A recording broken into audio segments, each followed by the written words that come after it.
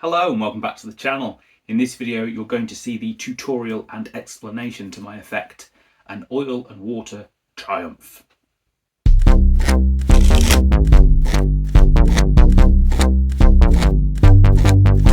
The Great Woo, the Great Woo Ding, the Great Woo Ding's gonna do a thing. So if you've not seen the effect yet, click up there or link in the description and go and watch it and then come back to this. So as you'll know from watching the effect, you end up with 4 blue cards and 4 red cards. And of course, to end up with 4 blue cards and 4 red cards, no secret, you need to start with 4 blue cards and 4 red cards. However, it looks like this when you start.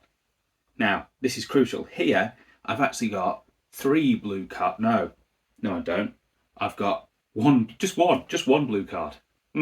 Here, I've got 3 blue cards. So 1 blue card, 3 red cards, 3 blue cards, 1 red card. But this is how you first see them. When the trick starts, it was laid out like this.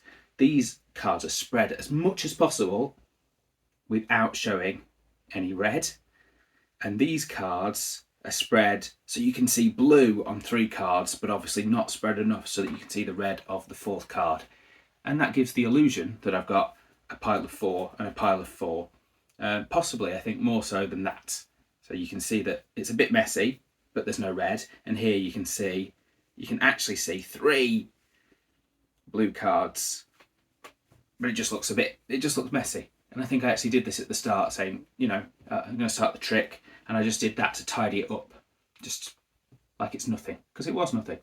And then you start by saying you've got these 4 cards here, and these are the 4 black cards, because obviously it's an oil and water effect right until the very end. So it starts with the 4 black cards, and you just count them onto the table. Now, the first 2 counts are the worst part of the trick.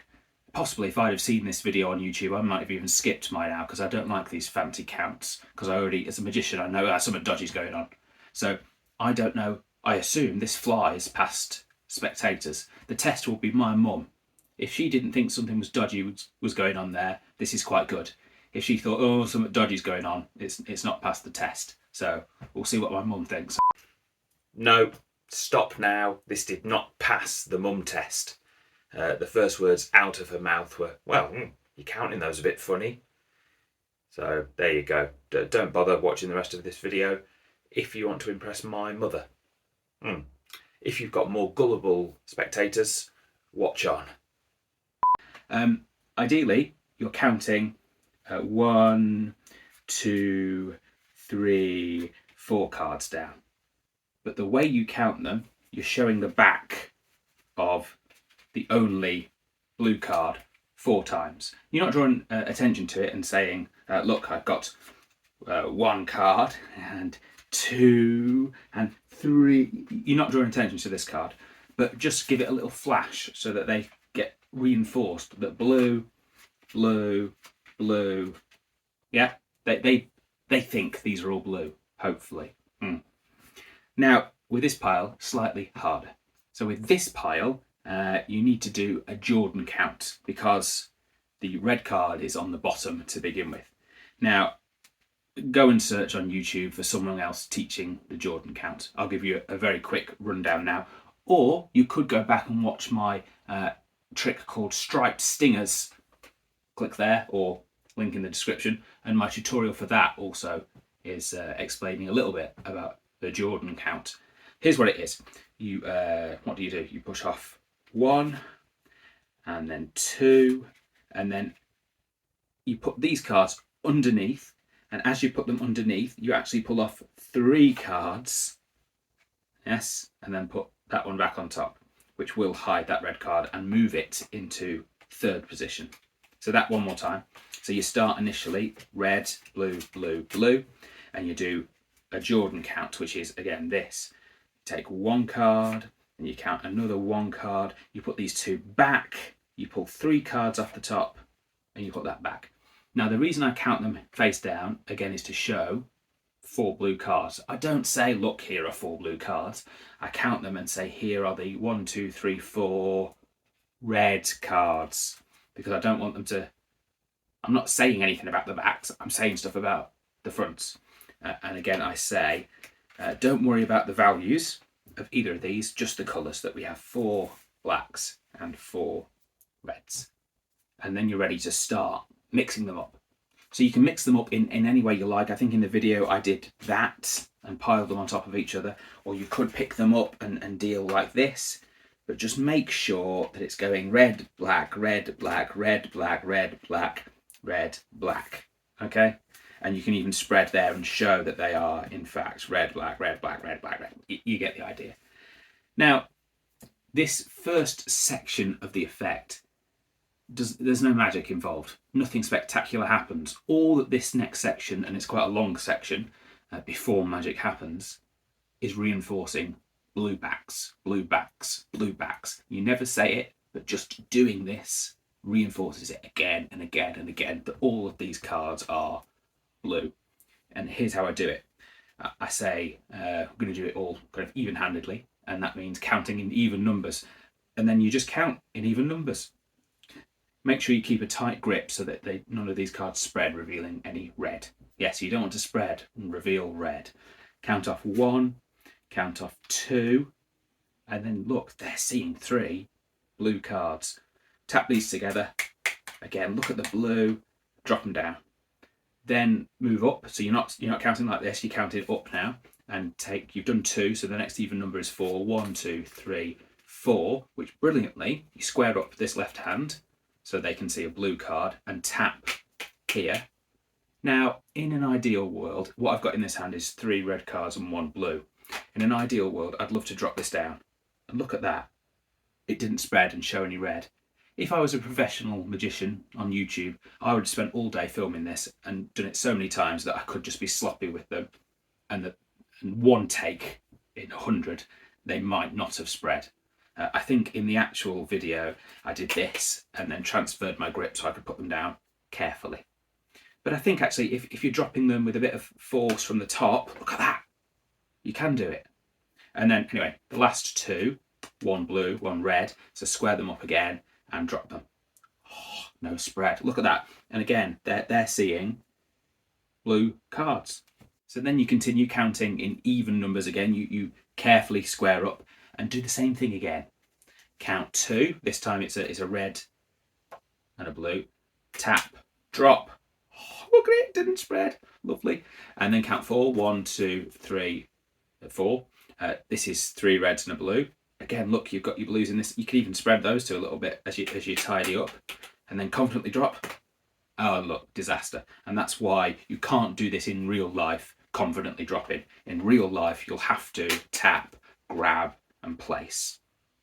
Try and be not sloppy, but not extremely precise. Oh, very careful. No, act like you don't care about these cards, but in your mind, of course, you really care about these cards. And then the last 2, brilliantly, you're left with 2 blues.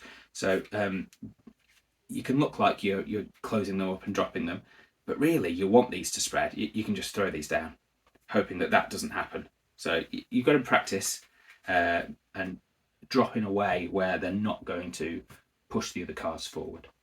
And then brilliantly at this point, you're left with this display of 4 blue backs. So they think all of these are blue. They're not. Great.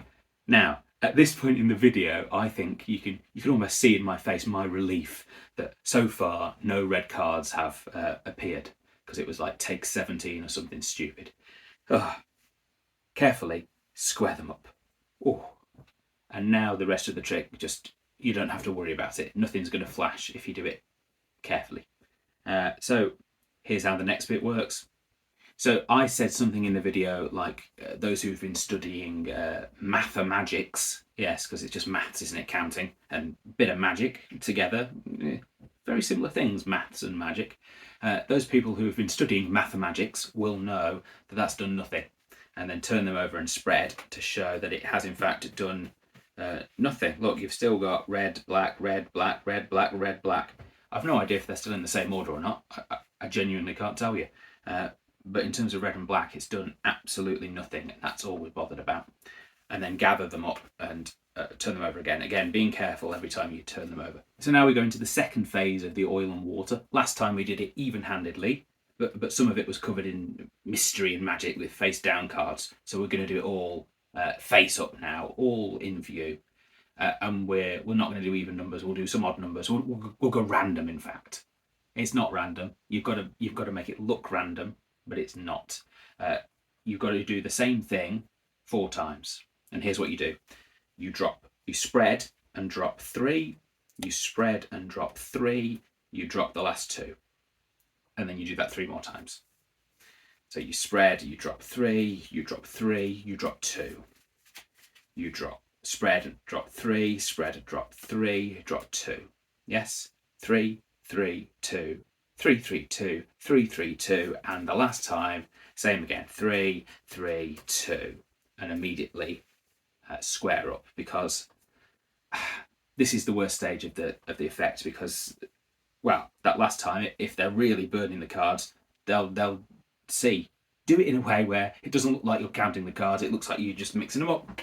And you're dropping them down. So if you do that, like I've just said, spread and drop 3, 3, 2, 4 times, and explain how oil and water works. Let's leave some time between what you've just done by explaining when you take oil and water into a container, watch and wait, they will separate. And the same happens with the cards. Watch, wait, and then separate. Ooh. And what do you know? We have 4 black cards and 4 red cards. For the next stage of the oil and water, we do the mixing on the mat, and we don't do even numbers, we do odd numbers. So we do it all face up so we can see that they're actually being mixed. So we move 3 out, then we move the next 3, and then, this is an even number now, how annoying. Let's split them to be odds and whack 1 in each pile. So the spectators can clearly see now, look, we've got reds with a black, we've got blacks with a red, and that's great. The trick's done, pretty much. Shuffle these cards if you want. This is the red pile, so whatever you do, don't pick them up and shuffle them. Pick them up and shuffle them face up, okay? Crucial. And then I do the same, even though you can do this one face down, I do it face up as well, so that it doesn't draw any attention to the fact that you did, why did you do that one face up and this one face down? Do it the same. Now, at this point, I say I wasn't sure if I wanted to do an oil and water effect or a triumph trick. And I want to have my cake and eat it. So I flip at this point, this pile, which is the 4 blues. They'll naturally assume, hopefully, that these are 4 blues as well. And riffle shuffle them together, but make sure they alternate. You can just place them if you want, or you can practice and get a nice 1, 1, 1, 1, 1, 1, 1, 1, lovely, and then spread to show that they are completely mixed. Then pause and explain the difference between oil and water and triumph, if you want, because they're not going to separate in a dramatic fashion like last time. They're not going to do this. They're going to do some turning up and down. And in talking about this turning up and down, hopefully they've forgotten what order the cards are in, because when you spread, they're going to be in the exact same order. No magic at all will have happened. So you've got to act a bit here. So anyway, watch, wait, let's see if they have separated. Spread, and oh, wow, they have. They haven't. It's the same. But you're saying because this is a triumph, some cards have turned the right way. Look, and we can see that clearly because this one's face up, this one's face down, this one's face up, this one's face down. Keep going until you've placed them all in this configuration. And then, say, highlight the fact, you may think it's gone wrong because we've still got blacks and reds, and obviously these will be blacks and reds. But of course, that was the oil and water separating the blacks from reds, get this wording right, separating the blacks from reds, but the triumph is not separating blacks from reds, but blues from reds. And that's your effect. Practice it, rewind this, watch it again, practice it some more, and do let me know if you perform it in real life, or if you can be bothered, mark a day out in your diary and film this 100 times, dropping the cards until you get that perfect take where you can just drop them and the cards don't spread. That'd be great. I'd love to see that video. I challenge you all. Right, bye for now. I have been Mark Wooding, or the Great Woo.